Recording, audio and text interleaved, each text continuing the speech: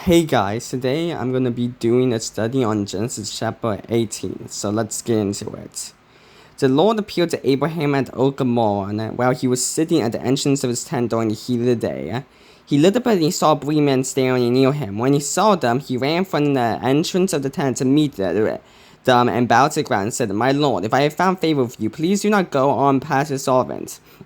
Let a little water be brought, that you may wash your feet and rest yourselves under the tree. I will bring a bit of bread so that you may strengthen yourself.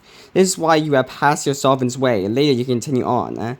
"Yes," he replied, "do as you have said." So Abraham hurried into the tent and said to Sarah, "Quick, knead 3 measures of fine flour and make bread."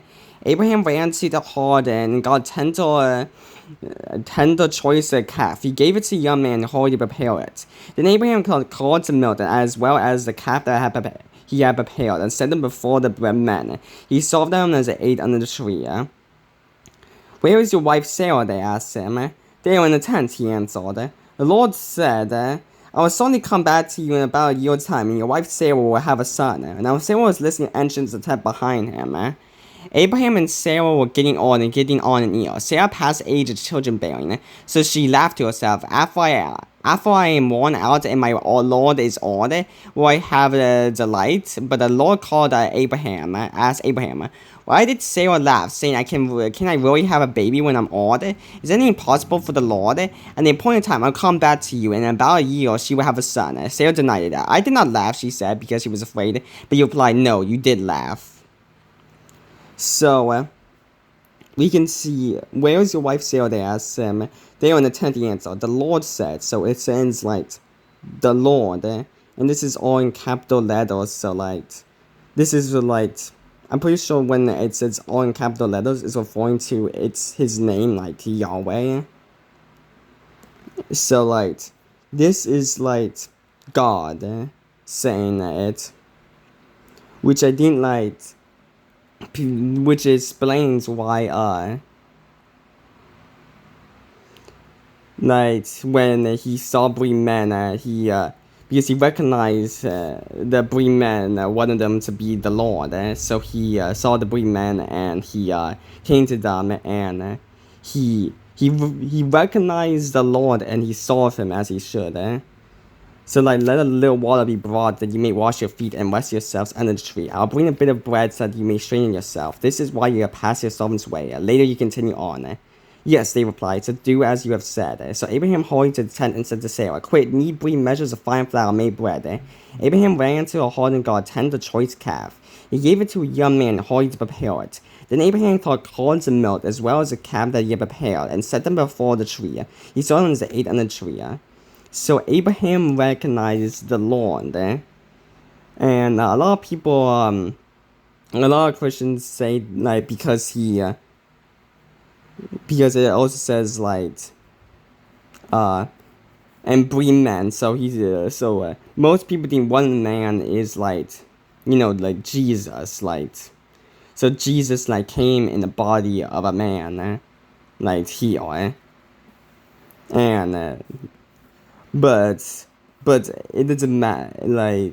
It's obvious that God is one of these three men, and Abraham recognized God, and he, even though he was in the form of man, he recognized him and he saw him as he should. And then the Lord asked, "Where is your wife, Sarah?" They asked him. "They are in the tent," he answered. The Lord said, "I will certainly come back to you in about a year's time. Your wife Sarah will have a son." So once again, he's making the same promise as he did before, that in a year, Sarah will have a son. Now Sarah was at the entrance of the tent behind him. Abraham and Sarah were all getting on age. Sarah had passed the age of children-bearing, so she laughed to herself. "After I am worn out and my Lord is old, will I have delight?" So after I am worn out and my Lord is old, will I have delight? So she's doubting that she can have children. But the Lord asked Abraham, "Why did Sarah laugh, saying, I can really have a baby when I'm old? Is anything impossible for the Lord? At the appointed time, I will come back to you in about a year, and she will have a son."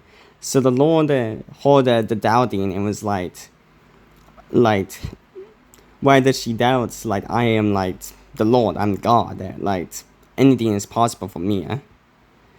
And Sarah denied it and said, I did not laugh. But he said, no, you did laugh. So she lied to God to make herself look better, even though God knows everything, so you can't lie to God. The men got up from there and looked out over Sodom, and Abraham was walking with them to see them off. Then the Lord said, should I hide what I'm about to do from Abraham? Abraham is to become a great and powerful nation. All the nations of earth will be blessed through him. For I have chosen him so that he would command his children and his house after him to keep the way of the Lord, by doing what is right and just. This is how the Lord will fulfill to Abraham what he promised him. Then the Lord said, the outcry against Sodom and Gomorrah is immense, and their sin is extremely serious. I will go down to see what they have done, and it justifies the cry that has come up to me. If not, I will find out. The men turned from there and went towards Sodom, while Abraham remained standing before the Lord. Abraham stepped forward and said, will you really sweep away the righteous with the wicked? What if there are 50 righteous people in the city? Will you really sweep it away instead of sparing the place for the sake of 50 righteous people who aren't in it? You could not possibly do such a thing, to kill the righteous with the wicked, treating the righteous and the wicked alike. You could not possibly do that. Will not you judge of the whole earth to do what is just? Lord said, if I find 50 righteous people in the city of Sodom, I will spare the whole place for their sakes. Then Abraham answered, since I have ventured to speak to my Lord, even though I am dust and ashes, suppose the 50 righteous lack 5. Will you destroy the whole city for lack of 5? He replied. I will not destroy you if I find 45 there. Then he spoke to him again. Suppose 40 are found there, he answered. I will not do it on account of 40. Then he said, let my Lord not be angry, and I will speak further. Suppose 30 are found there. He answered, I would not do it if I find 30 there. Then he said, since I have ventured to speak to my Lord, suppose 20 are found there. He replied, I will not destroy it on account of 20. Then he said, let my Lord not be angry, and I will speak one more time. Suppose 10 are found there. He answered, I will not destroy it on account of 10. When the Lord had finished speaking with Abraham, departed, and Abraham returned to his place. So,